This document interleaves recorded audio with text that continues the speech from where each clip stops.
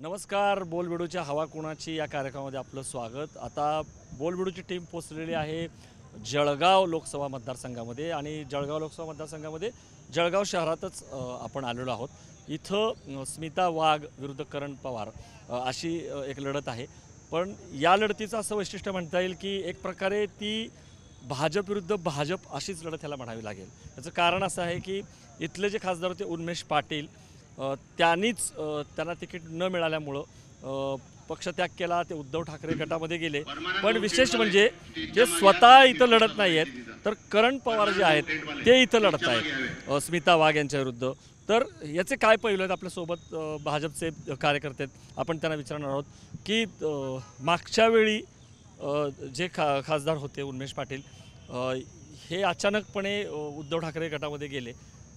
पण असंही नाही की त्यांनी स्वतः ते निवडणूक लढवत आहेत, तर करण पवार हे लढवत आहेत. त्यामुळे प्रश्न हा पडला की मग हे कशासाठी केलं.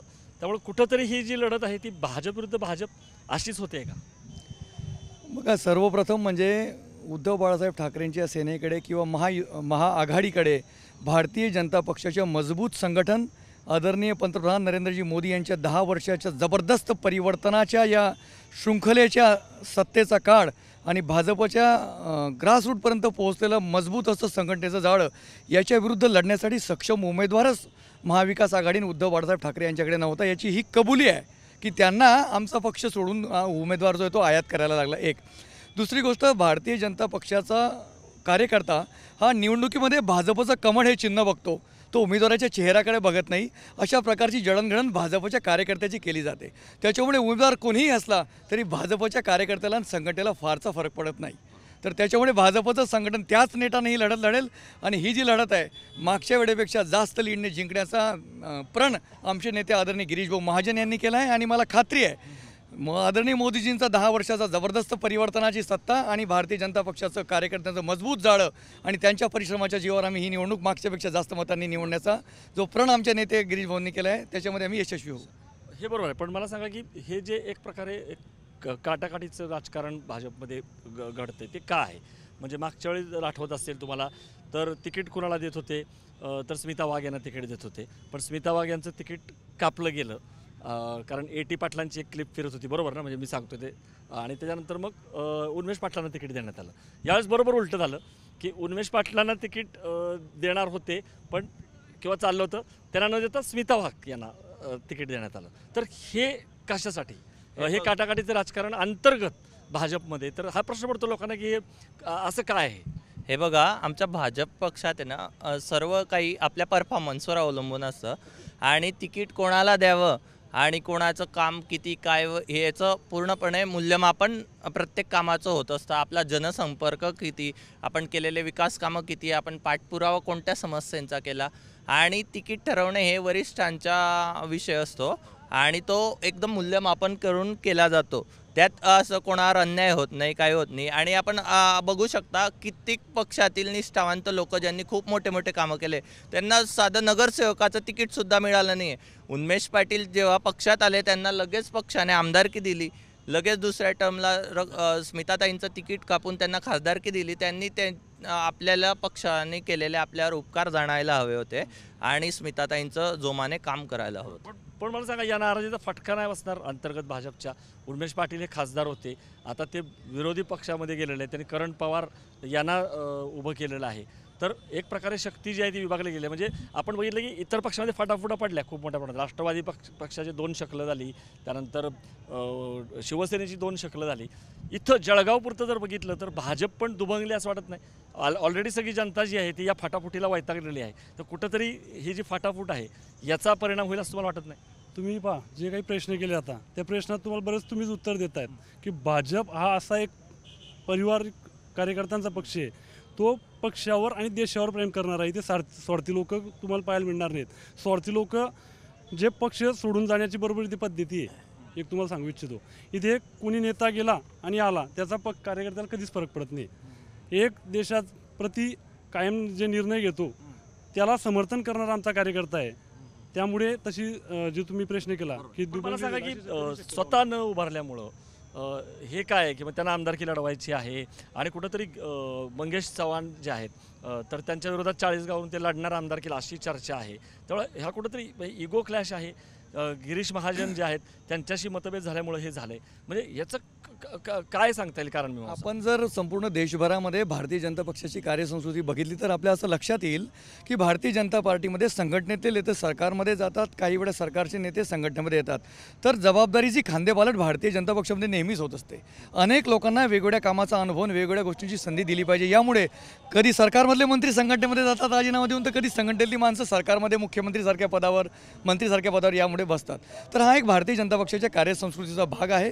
त्याच्यामुळे अनेक निकष जे आहेत, अनेक निकष कसे, जनतेची पल्स काय म्हणते, जनमानसाचं मत काय आहे, संघटनेमध्ये तुमचं काम कसं आहे, संघटनेमध्ये तुमच्या वेगवेगळ्या कौशल्याच्या अनुभवाची संघटनेला गरज असते. त्यामुळे जबाबदाऱ्यांची खांदेपालट होत असते.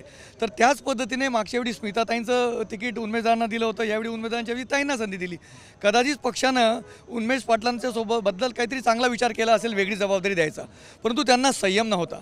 राजकारणामध्ये श्रद्धा आणि सबुरी या दोन महत्त्वाच्या गोष्टी लागतात. त्यांची आपले नेते आदरणीय गिरीशभाऊ महाजन, देवेंद्रजी आणि नरेंद्र मोदीजी यांच्यावर श्रद्धाही नव्हती आणि त्यांना थोडा संयमी नव्हता. कोणतीही राजकीय पार्श्वभूमी नसताना देखील 5 वर्ष प्रवेश केल्या 2 महिन्यात आमदारकी, लगेच 5 वर्षाची खासदारकी, अशा 2 मोठ्या संध्या मिळाल्या. पण तिकीट कट झालं तर 15 दिवसामध्ये त्यांनी आपला निर्णय बदलला. तर हा एक त्यांच्याप्रती त्यांच्याकडे असलेले असंयम जे आहे त्याचं हे उदाहरण आहे. पण ही जी लढत सुरुवातीला एकतर्फी किंवा सोपी वाटत होती, ती तुम्हाला असं वाटत नाही की आता ती अटीतटीची झाली आहे किंवा एक रंगतदार झाली आहे करण पवार विरुद्ध याच्यामुळे? भारतीय जनता पक्षाच्या कार्यकर्त्यांचे मजबूत संघटन आणि मोदीजींच्या 10 वर्षाच्या परफॉर्मन्सच्या आधारावर सांगू इच्छितो की ही लढत एकतर्फीच आहे आणि आदरणीय स्मिताताई वाघ या लाखोच्या मताने निवडून येणार. ही काळ्या दगडावरची रेष आहे आणि हे आम्ही अति आत्मविश्वासाने बोलत नाही. जमिनीवर लोकांचं काय मन म्हणतं, जमिनीवरचं लोकांचं मत काय. भारतीय जनता पक्षाकडे 1970 बूथवर, एका बूथवर 30 कार्यकर्त्यांची मजबूत आणि प्रशिक्षित फौज आहे. या सगळ्या पक्षांना माझं आव्हान आहे, यांनी 1970 बूथवर एक माणसाचं नाव मला दाखवावं. पण मला सांगा की बाकीचे जे आपले मित्रपक्ष आहेत म्हणजे शिंदे आणि अजित पवार, ते मदत करतायत का? कारण असं आता जी लढत आहे ती एक प्रकारे भाजप विरुद्ध भाजप असं झाल्यामुळं ते उदासीन आहेत का? का त्यांचे पण लोक तुम्हाला इथं मदत करतात? इथं कसं आपलं प्रचार किंवा हे सुरू आहे?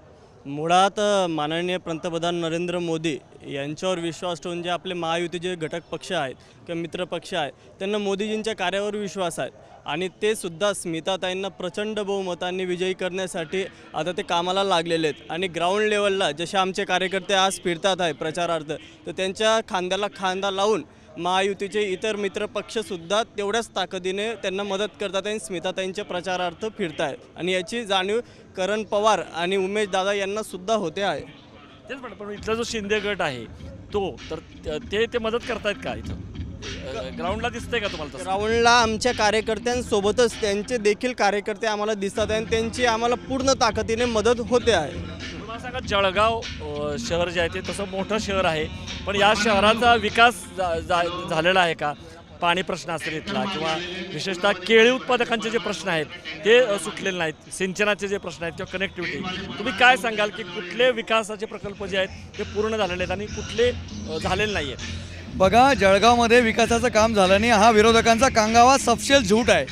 जळगाव शहरामध्ये 291 कोटीची अमृत पाणी पुरवठा योजना पूर्ण झालेली आहे. जळगाव शहरामध्ये 140 कोटीची मलनिसरणाची योजना जी आहे ती 70% पूर्ण झाली आहे. जळगाव शहरातून जाणाऱ्या महामार्गाचं चौपदरीकरण करणाऱ्या 125 कोटीचं काम पूर्ण झालेलं आहे.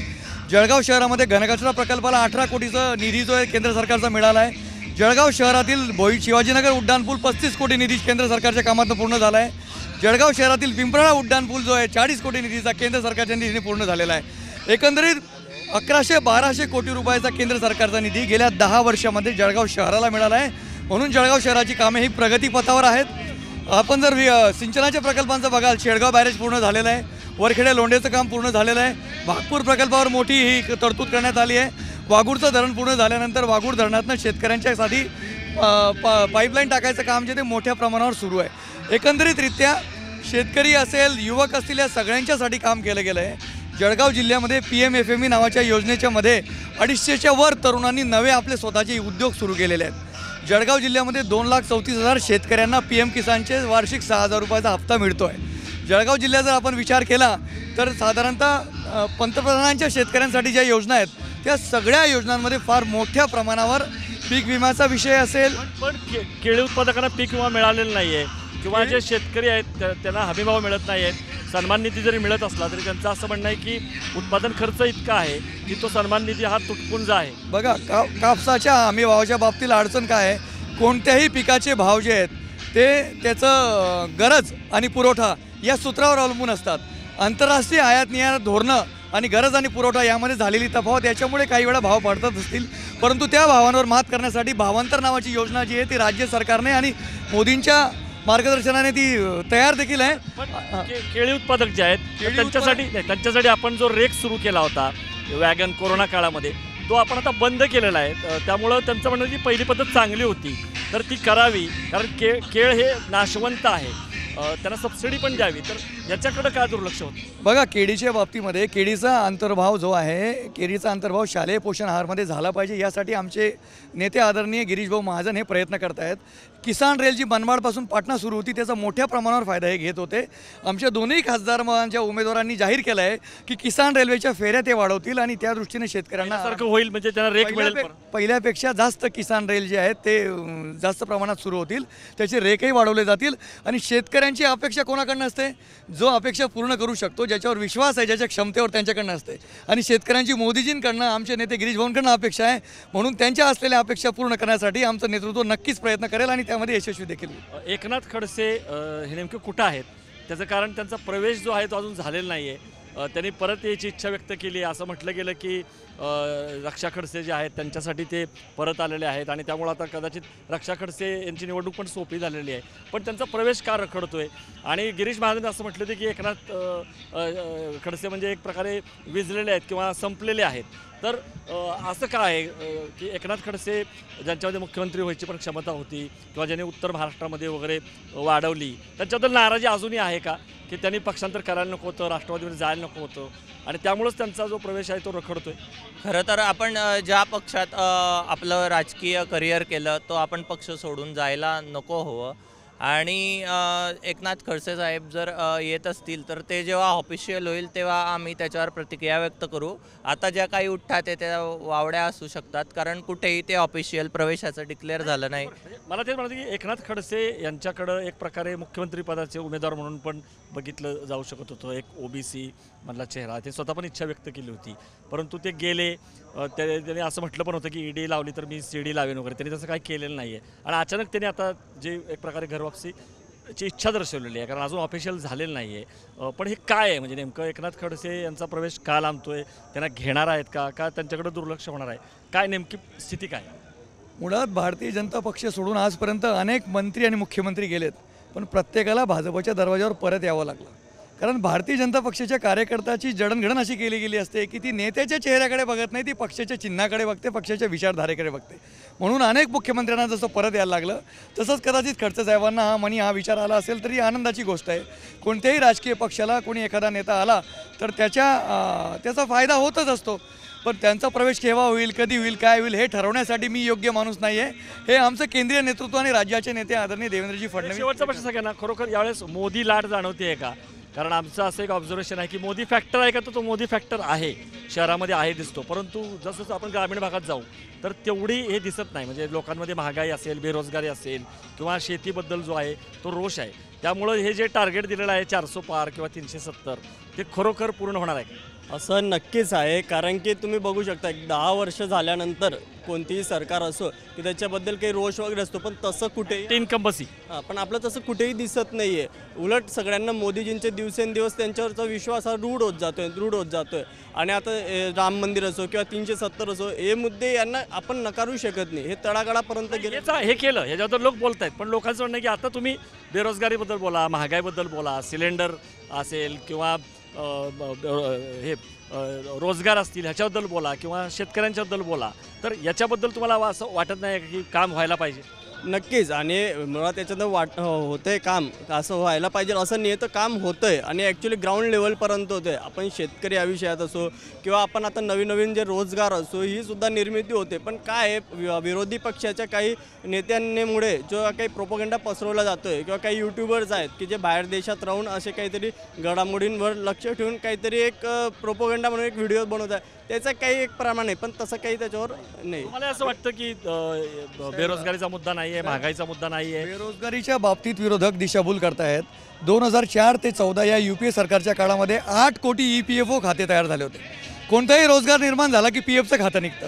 4 ते 14 UPA सरकारमध्ये 8 कोटी खाते निघाले होते. 14 ते 24 मोदी सरकारच्या याच्यात 12 कोटी 40 लाख खाते निघाले आहेत. म्हणजे जवळपास 1.5 पटीने EPFOची खाते वाढली आहेत आणि ते खरं प्रमाण आहे रोजगार निर्मितीचं. त्याचबरोबर रोजगार निर्मिती करणारे स्टार्टअपसारखे जे योजना आहेत, 100 युनिकॉर्न कंपनीज भारताच्या झाल्या आहेत आणि India has become the unicorn capital of the world. ती फार मोठी अचिव्हमेंट आहे. प्रत्येकाची दृष्टी वेगळी असते. मोदी सरकारने ठरवलं आहे की या देशाचा युवक रोजगार मागणारा नाही, रोजगार देणारा बनेल आणि स्टार्टअपच्या माध्यमानं युनिकॉर्नचा हब भारत झालं आहे. ते युवकांच्या क्षमतेवर मोदींनी जो विश्वास दाखवला त्याच्यामुळे. आपण जर बघितलं, कोणतेही सरकार रस्ते बांधतं, रोड बांधतं, शाळा बांधतं, कॉलेज बांधतं, परंतु वैयक्तिक लाभाच्या योजनांच्या लाभार्थींची संख्या जर मी आपल्याला सांगितली तर आपले डोळे पांढरे होतील. 80 कोटी लोकांना मोफत रेशन मिळतं. देशातल्या 11 कोटी लोकांना PM किसानचा हप्ता मिळतो. 11 कोटी लोकांना देशातल्या उज्ज्वला गॅसचं कनेक्शन मिळालं आहे. 10.5 कोटी लोकांच्या घरामध्ये शौचालय बांधली गेली आहेत. 13 कोटी लोकांच्या घरामध्ये मोफत नल से जल पोहोचलेलं आहे. आणि सगळं जर आपण विचार केला तर जवळपास 140 कोटी लोकसंख्येच्या देशामध्ये 160 कोटी लाभार्थींची संख्या होते. म्हणजे किमान 20 कोटी लोकांना एकापेक्षा जास्त योजनांचा लाभ मिळाला. ते फार मोठी उपलब्धी. एक शेवटचा प्रश्न, मग असा असताना सुद्धा मग मोदींचा जो प्रचाराचा सगळा जो टोन आहे तो विकसित भारतवरून हिंदू मुस्लिम किंवा पाकिस्तान असा का शिफ्ट झाला असावा? धर्माच्या आधारावर देशाची फाळणी 1947 साली झाली, तेव्हा मोदीजी नव्हते. धर्माच्या आधारावर मुस्लिमांसाठी पाकिस्तान आणि हिंदूंसाठी हिंदुस्थान बनला. त्यामुळे हिंदुस्थानमध्ये हिंदूंनी काय अल्पसंख्याकाप्रमाणे वागावं? आमची अस्मिता नाही धर्माची. असं आहे, पण असं आहे हिंदू अल्पसंख्याक म्हणून वागतायत किंवा हिंदू धर्म क्षत्रिय नाही. मीडिया असं का म्हणतं? हिंदुस्थानमध्ये हिंदूंच्या एखादा रामाप्रती या देशातल्या कोणाची निष्ठा नाही आहे का? माझा प्रश्न असा होता की मग जो प्रचाराचा सगळा रोख होता तो लाभार्थी योजना, विकसित भारत हे जाऊन हा का झाला? नाही, लाभार्थी आणि विकसित भारतावरच प्रकारचा फोकस आहे. परंतु हे करत असताना आमच्या उपलब्धी मोजत असताना 500 वर्षाचा रामाचा वनवास संपवून 75 वर्ष देश स्वतंत्र झाल्यावर टेंटमध्ये राहणाऱ्या रामललाला त्यांच्या मंदिरात स्थापन केलं, ते सांगू नये आम्ही? 550 वर्ष आमचे पूर्वज वाट बघत होते रामाची, तर ते त्याच्यात काय वाईट आहे? त्याच्यात वाईट काय? जगामध्ये आपली संस्कृती जी आहे ती सर्वोत्तम संस्कृती असं जग मान्य करतं. आपल्या योगाला जागतिक आरोग्य संघटनेने स्वीकारला आहे. जागतिक आरोग्य दिवस मनवला जातो. आपल्या योगाची विद्या परदेशामध्ये शिकवली जाते. हा आपला जो सनातन वारसा आहे त्याचा अभिमान नको बाळगायला? आम्हाला त्याचा अभिमान आहे. We will wear our religion on our collar. आपण बघितलं जळगावमध्ये जी निवडणूक आहे ती एक प्रकारे भाजप विरुद्ध भाजप अशीच आहे. कारण उन्मेष पाटील जे खासदार होते त्यांना तिकीट नाकारल्यामुळं ते उद्धव ठाकरे गटामध्ये गेलेले आहेत. परंतु भाजपच्या कार्यकर्त्यांचं म्हणणं आहे की ही निवडणूक एकतर्फीच आहे आणि स्मिता वाघ ज्या आहेत त्या विक्रमी मताने निवडून येतील. तुम्हाला या सगळ्या भाजपच्या कार्यकर्त्यांच्या प्रतिक्रिया कशा वाटल्या? तुम्ही कमेंट बॉक्समध्ये तुमच्या प्रतिक्रिया सांगा आणि बघत रहा बोलबिडू हवा कोणाची.